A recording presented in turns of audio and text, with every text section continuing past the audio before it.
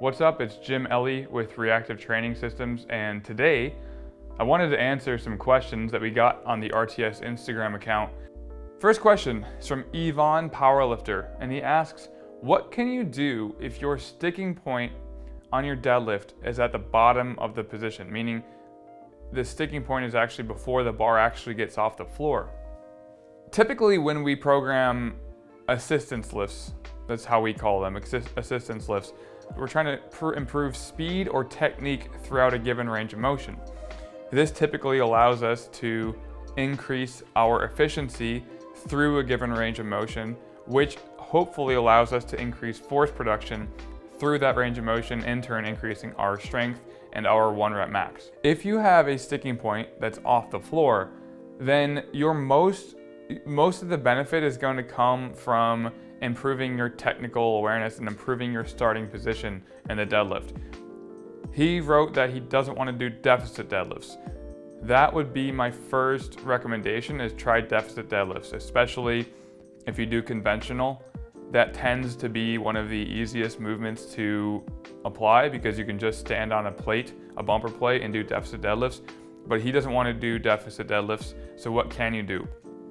My perspective would be to do movements that still train improved technique off of the floor. Movements like a 2-count pause deadlift. The reason why is a 2-count pause deadlift is going to give you a lot of feedback on whether or not your position off of the floor was effective.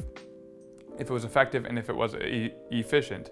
If it's efficient, then it'll feel really good when you actually pause around mid-shin or the second the bar pops up off of the floor. Hold that for a 2-count and then drive all the way back up. That's going to tell you a lot about your start position.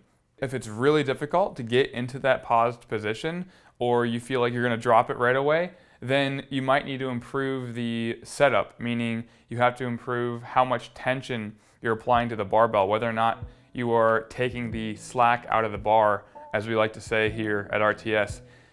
If you're doing those things and working on those things, then you should notice an improvement in your efficiency off the floor. Another point is that we're not trying to remove the sticking point. You're always going to have a sticking point at some place because you're gonna fail somewhere. A lot of that has to do with your individual mechanics. So if you tend to fail around the knee on the deadlift, you'll probably always fail around that position unless there's a technical error, meaning you're starting in a really awkward spot, so your body is naturally losing all of its force at the knee because it doesn't have any more to give because you spent 10 seconds to get it off the floor, when if you would have brought the bar closer to you, it would have been easier. So we're trying to improve the force production below the sticking point. If it's off the floor, we can't really improve the strength by doing some static holds or something like that. We have to improve technique. We have to improve the feel of the lift. And a lot of that is going to come from a 2-count pause deadlift or some kind of pause variation. You might benefit from tempo work.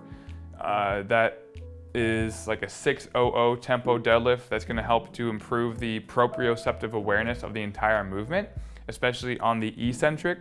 A lot of times when we have our lifters do tempo deadlifts, they learn a lot about their movement pattern because they have to spend more time in the eccentric, which gives them more feedback about what the bar was actually doing when they try to pull it off the ground. If you can kind of replicate the movement of the hip hinge that you need to implement when doing a 600 tempo deadlift, you can kind of feel out a lot more of the deadlift with the 600 tempo because you're spending way more time lowering the bar down. And a lot of times a very effective deadlift looks nearly identical to the eccentric. So if you're coming down with a deadlift, it should look similar to how it looks when it's coming up. So a slow eccentric can teach you a lot about what the muscles are actually doing in that movement, and it typically can tell a lifter a lot about what they can do to improve.